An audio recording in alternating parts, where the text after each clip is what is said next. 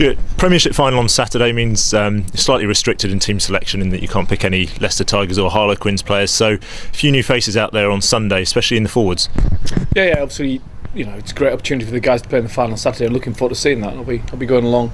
But yeah, Sunday's a big game for us, and when you go through our side, great opportunity for Paul Doran-Jones to get started. We're going Watford Northampton tight head. Dylan gets a game. Obviously hasn't played for 8 weeks, and Matt Stevens on the loose head. Second row wise, it's nice to get back Tom Palmer from France, and his availability is good for us. And Mo both are obviously disappointing to be out the Saracen side, at the final with Saracen side, but great for us really. And then obviously in the back row, we've got Phil going to 8 and captain on the side, and it's nice to see Carl Fearns back. He played the Churchill Cup last year and in this game actually. And just speaking to him, McGeechan, very positive about his season at Bath. He had a mid-season break through injury, but he's in good form. And Tom Johnson, who's been outstanding for Exeter again this season, trained really well this week and thoroughly deserves his place at blindside. And going into the backs, it's a slightly more familiar back line, but there's one new face in there. Yeah. I mean, I've decided not to use Dave Strott this week. He's trained really well, Dave, actually, and but he's had a long old season. I don't think he's missed many games at all, and we want to have a look at Christian anyway. Use this as an opportunity to have a look at some of the younger lads. Hence Christian's inclusion on the wing, and Jonathan Joseph and Alex on the bench.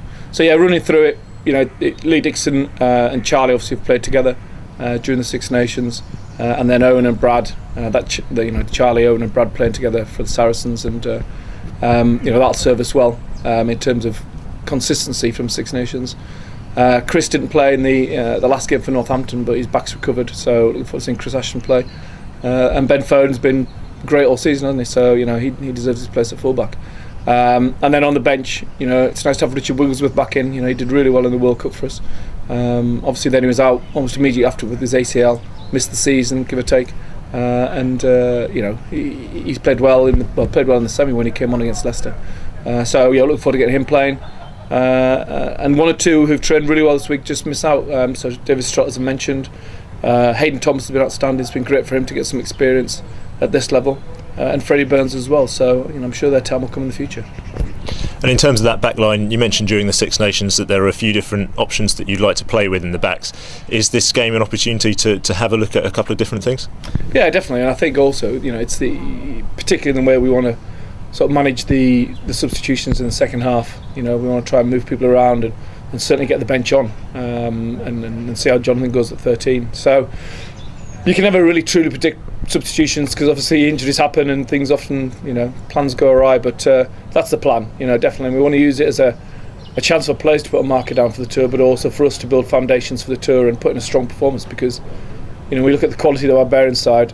They've got international caps from 1 to 22 really, lots of them, and lots of talented players. So having been involved in this game last year, we got very close to winning and lost on the last play of the game, and we want to put that right this time. You mentioned the tour there. With the tour now, the first test is 2 weeks away now. What do you need to see from the guys on Sunday against the Barbarians for you to feel like they're on track for South Africa?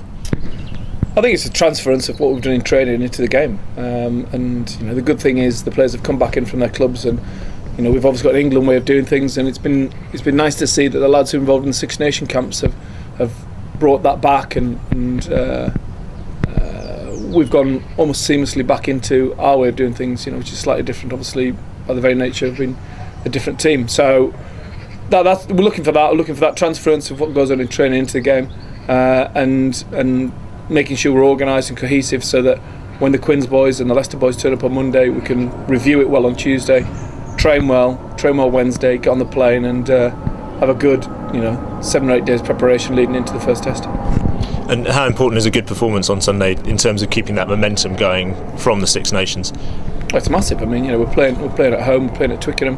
Last time we played there, we put in a really strong performance against a quality Ireland side, and great teams that are consistent. They don't ebb and flow. We want to make sure we have consistency right the way through in every performance. Including Barbarians at home, definitely.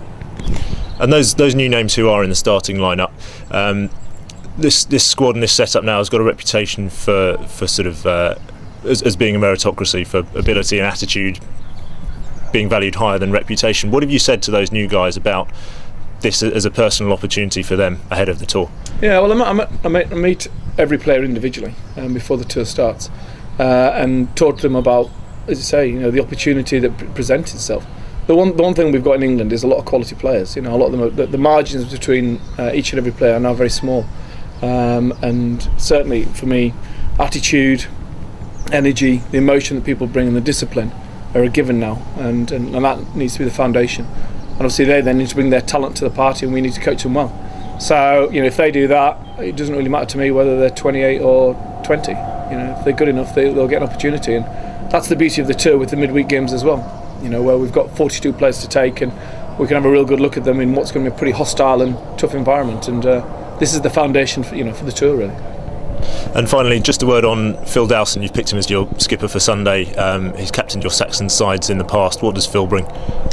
Well, clearly leadership qualities. You only have to work with him, and I think the players would also recognise that even when he hasn't been captain during the Six Nations or within the training camps, he's been a very positive influence throughout the squad. Talks common sense at the right time, leads by example, and when it came to the decision with Chris Robshaw being unavailable, it wasn't a harder decision, to be honest. I think the players respond well to him, and he'll be thrilled at the opportunity and the challenge of doing it, and the pride and the privilege of doing it.